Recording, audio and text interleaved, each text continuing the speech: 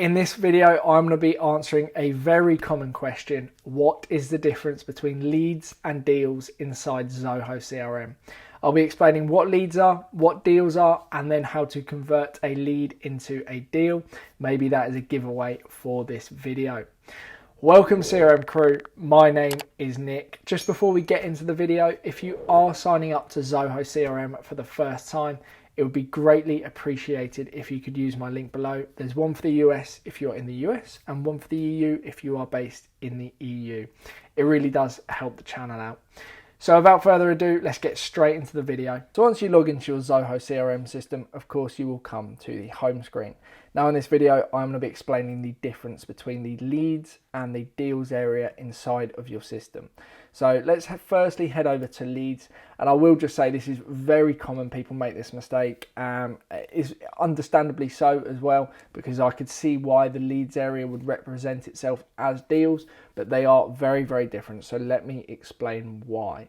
So I'll start off with leads. Essentially, leads inside of your Zoho CRM system, the best way I personally describe it is it's a bit of a dumping ground. It is very, very useful. It's a useful dumping ground. So let me give you a couple of examples as to what leads are, right?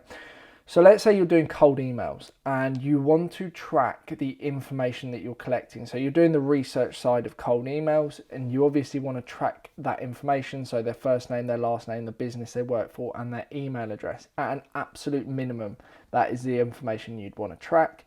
But you obviously don't want to stick that in your contacts, accounts and deals area, because realistically, the chances of getting a response are, I don't know, what, 1%, 2% response rate. So having all of those in your contacts and accounts would firstly be very hard work, and secondly would pollute the quality of the data inside of your Zoho CRM system. So that is where leads come in.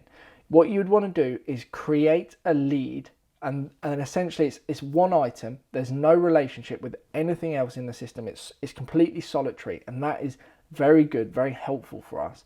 And then what you can do is obviously manage those emails through the leads area. And if you ever get a response and someone shows interest in the services that you're offering through the cold email, then you can go ahead and convert them from the leads area into a contact, an account and a deal. But we obviously do not want to do this. So let me give you another example. Let's say you have a conversation with a man or woman at a trade show.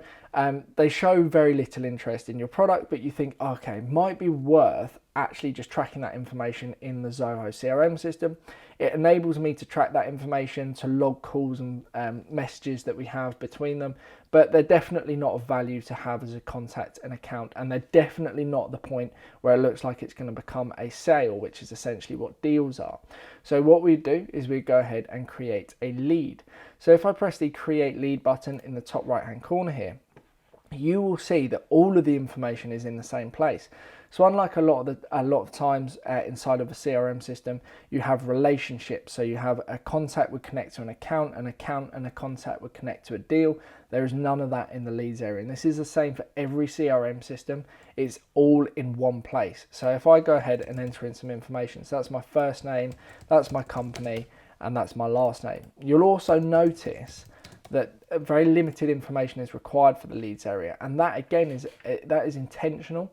The reason being is obviously because in the leads area you're really at the very, very, very start of meeting someone or getting to know someone or developing a relationship. You're not going to have much information about them, so you can keep it to the absolute minimum.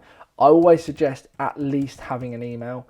There's no point in having a lead if you haven't got that email, and it's always very easy to find email addresses as well. So at an absolute minimum, have their email address.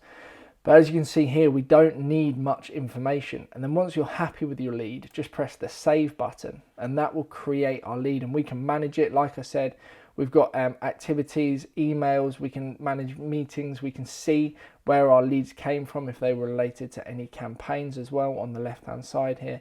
We've got notes and attachments, but absolutely no other relationship. And like I said, it's intentional. It makes it so much easier to manage one specific piece of information without damaging the quality of the data inside of our system. Because obviously if you went ahead, like I mentioned, and added all those cold emails to your contacts, accounts and deals, the value of the actual useful information is going to go down, because the system's going to become impossible to use, because you might have 1,000 records or 10,000 and only 500 of them were actually any good, or people that you actually communicate with, or most importantly, people and businesses you actually have a relationship with.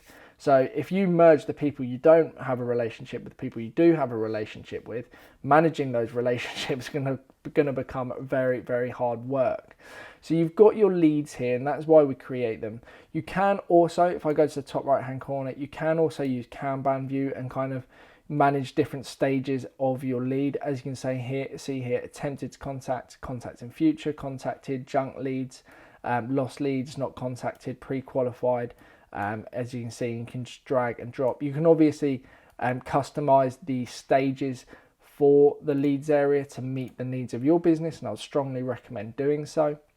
Another example is, let's say you have a landing page and you're driving PPC traffic or organic traffic to it, and you collect someone that downloads a free course or something like that. Maybe their information comes into the leads area.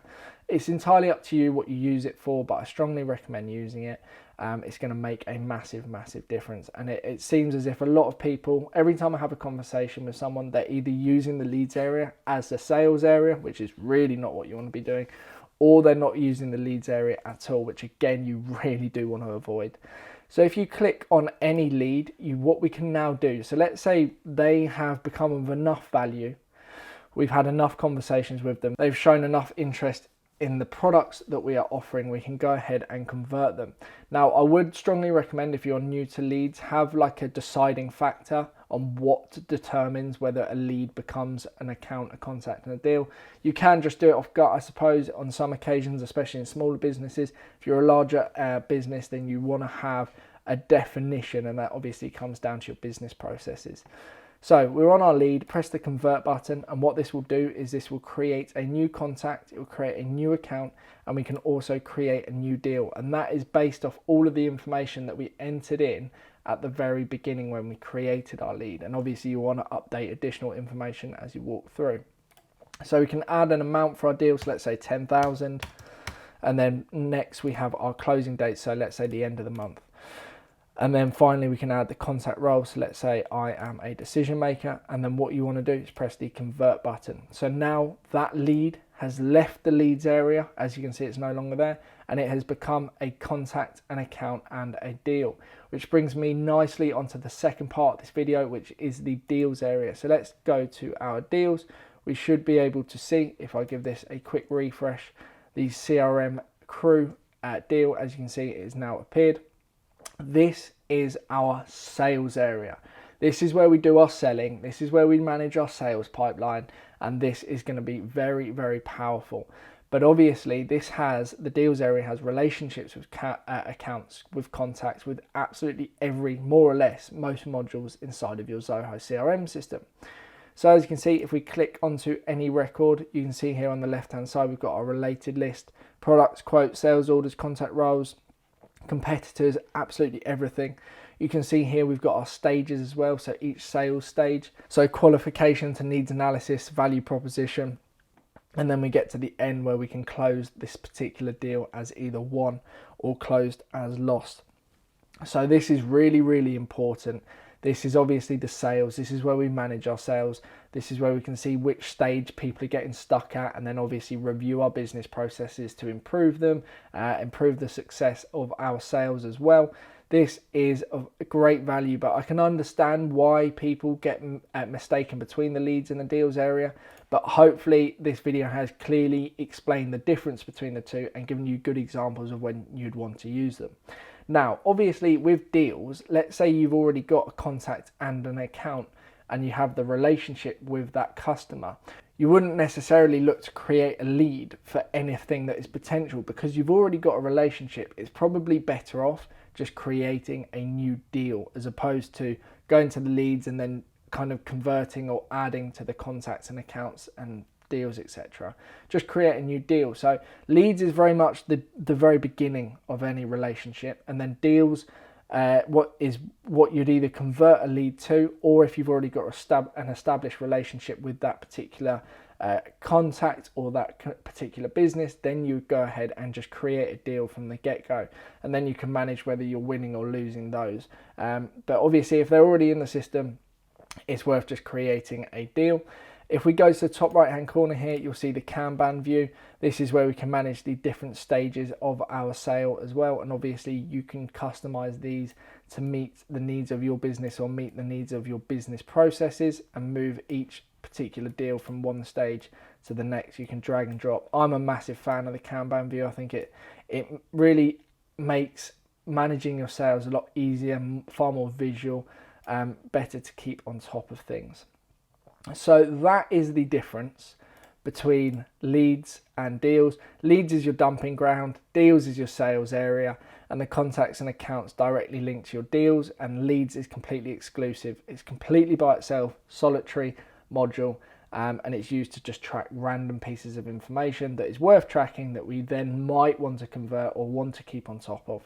So hopefully this video has been of value, has clearly explained the difference between the two, and I will see you in a moment's time. You should now be familiar with the difference between leads and deals inside of your Zoho CRM system. You can start using your leads to track potential sales in the dumping ground, and then obviously converting your leads into deals to manage your sales inside of your Zoho CRM system. If you have found this video useful, please consider giving it a like, possibly even subscribing.